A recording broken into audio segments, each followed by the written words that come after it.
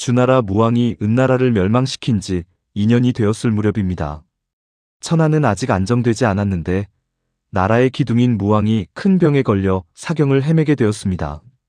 신하들이 두려움에 떨며 태공과 소공이 점을 쳤으나 상황은 나아지지 않았습니다.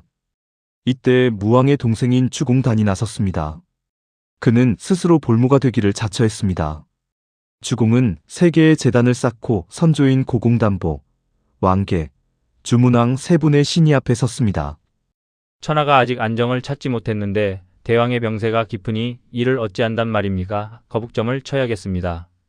우리 선왕들께 근심을 끼쳐드릴 수는 없소. 내가 직접 나서겠소. 그는 옥으로 만든 예물을 손에 들고 사관을 시켜 간절한 충문을 읽게 했습니다. 오직 선왕이신 사망의 장손인 왕발이 지금 병에 걸려 괴로워하고 있습니다. 만일 사망이 자식을 하늘에 바쳐야 하는 책임이 있다면 저 단이 왕발의 몸값을 대신하겠습니다. 저는 능력이 많고 재주가 뛰어나 귀신을 잘 섬길 수 있습니다. 왕발은 저보다 재능이 없어 귀신을 잘 섬길 수 없습니다.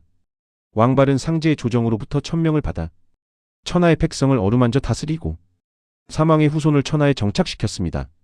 천하의 백성들 가운데 그를 경외하지 않는 자가 없습니다. 하늘이 내린 천명을 실추시키지 않는 것이 우리 선왕이신 사망이 영원히 귀할 바입니다. 지금 저는 곧바로 큰 거북을 통해 명을 받도록 하겠습니다. 선왕이신 사망이 저의 요청을 수락하면 저는 벽옥과 귤을 들고 돌아가 명을 기다릴 것입니다. 그러나 수락하지 않으면 저는 곧 옥과 호를 감출 것입니다. 주공단은 속으로 간절하게 다음과 같이 생각했습니다.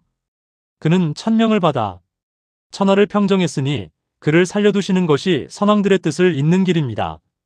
만일 이 간청을 들어주신다면 제가 죽음을 맞이할 것이나 수락하지 않으신다면 저는 예물을 거두고 물러날 것입니다. 충문을 읽은 뒤 점을 치자 점괘는 매우 길하게 나왔습니다. 길합니다. 대길입니다. 하늘이 응답하셨다. 대왕은 무사하실 것이다. 이 일은 절대 세상 밖으로 발설해서는 안 된다 알겠느냐. 주공은 기뻐하며 안으로 들어가 무왕에게 대왕께서는 아무런 해가 없을 것이니 안심하십시오.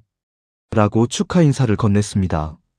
그리고 주공은 자신이 대신 죽겠다고 맹세한 그 충문을 등나무 괴짝에 넣고 쇠로 단단히 봉인한 뒤 곁을 지키던 이들에게 이 일을 절대 발설하지 말라고 당부했습니다. 신기하게도 다음 날 무왕의 병은 씻은 듯이 나았습니다. 세월이 흘러 무왕과 주공이 모두 세상을 떠나고 어린 주성왕이 왕위에 올랐습니다. 그런데 추수를 앞둔 어느 날 갑자기 하늘에서 폭풍우가 몰아치더니 벼들이 다 쓰러지고 큰 나무들이 뿌리째 뽑히는 변괴가 일어났습니다. 백성들은 재앙이라며 두려움에 떨었습니다. 하늘이 노하셨다. 주나라에 재앙이 닥칠 것이다. 주공께서 돌아가신 후 이런 변괴가 생기다니 대부들은 모두 조복을 갖춰 이브라 금등설을 열어 하늘의 뜻을 묻겠다. 주성왕은 신하들과 함께 예복을 갖춰 입고 예부터 전해 내려오던 신비로운 괴짝인 금등설을 열어보았습니다. 그 속에서 발견된 것은 다름 아닌 과거 숙부 주공단이 아버지를 대신해 죽게 해달라고 빌었던 간절한 충문이었습니다. 깜짝 놀란 성왕이 태공과 소공에게 묻자 그들은 비로소 과거 주공이 입설하지 말라고 명했던 그 밤의 비밀을 털어놓았습니다. 주성왕은 충문을 손에 쥐고 뜨거운 눈물을 흘렸습니다. 저단이 형님의 목숨을 대신하겠나이다. 이럴 수가 주공께서 아버님을 대신해 죽으려 하셨단 말인가? 분명 그런 일이 있었습니다. 당시 주공께서 저희에게 입설하지 말라 엄명을 내리셨기에 지금까지 입을 닫고 있었습니다. 아, 주공께서는 나라를 위해 이토록 애쓰셨건만 과인은 나이가 어려 그 깊은 뜻을 알지 못했구나.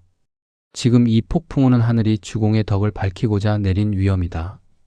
성왕이 주공의 충심을 기리며 정성껏 제사를 지내자 곧바로 비바람이 멈추고 쓰러졌던 벼들이 다시 스스로 일어섰습니다. 태공과 소공은 백성들과 함께 쓰러진 나무들을 바로 세웠고 그의 주나라에는 전례 없는 대풍년이 찾아왔습니다. 주공에 보이지 않는 충성심이 마침내 하늘을 움직이고 나라를 구한 것입니다. 전하, 보십시오. 바람이 잦아들고 있습니다. 주공의 뜻을 받들어 예법에 따라 제를 올립니다. 하늘이시여 굽어 살피소서. 모두 일어나라. 큰 나무를 세우고 다시 수확을 준비하라. 당시 주성왕은 곧바로 노나라의 명에 교회에서 주문왕에게 제사를 지내도록 했습니다. 노나라가 천자의 예약을 사용하게 된 것은 바로 주공의 덕을 기렸기 때문입니다. 주공은 죽었으나 아들 백금은 이미 봉지를 받았습니다. 그가 노공입니다. 그로부터 3년이라는 긴 시간이 흐른 뒤에야 백금은 아버지 주공을 찾아와 첫 정사보고를 올렸습니다. 백금아, 노나라를 맡긴 지 3년이 지났다. 태공은 5달 만에 소식을 전해왔거늘 너는 어찌 이토록 늦었느냐? 송구합니다. 아버님, 그곳의 거친 풍속을 하나하나 뜯어고치고 예의 범절을 세우는데 시간이 걸렸습니다. 특히 3년상을 치르고 상복을 벗는 법도까지 백성들에게 온전히 뿌리내리게 하느라 이제야 발걸음을 뗐습니다. 반면 제나라를 봉지로 받았던 태공망 여상은 불과 5달 만에 주공에게 정사를 보고했습니다. 오, 태공 아니십니까? 제나라로 봉해져 떠나신 지 고작 5달 만에 어찌 이리 일찍 돌아오셨습니까? 혹 영지에 문제라도 생긴 것입니까? 별 말씀을요 정사를 모두 안정시키고 첫 보고를 올리러 왔을 뿐입니다. 5달이라니요. 그 척박한 땅의 풍속을 바로잡기에 너무 짧은 시간 아닙니까? 저는 그저 복잡하고 까다로운 군신의 예법을 간소하게 줄였을 뿐입니다. 그들의 본래 풍속을 존중하며 그 흐름에 정사를 맞추니 백성들이 제 목소리를 듣기도 전에 이미 저를 따르고 있더이다. 정이란 흐르는 물과 같아야 하는 법이지요. 과연 태공다운 통찰이십니다. 나중에 아들 백금의 보고를 전해 들은 주공은 깊은 탄식을 내뱉으며 이렇게 말했습니다. 아, 슬프도다.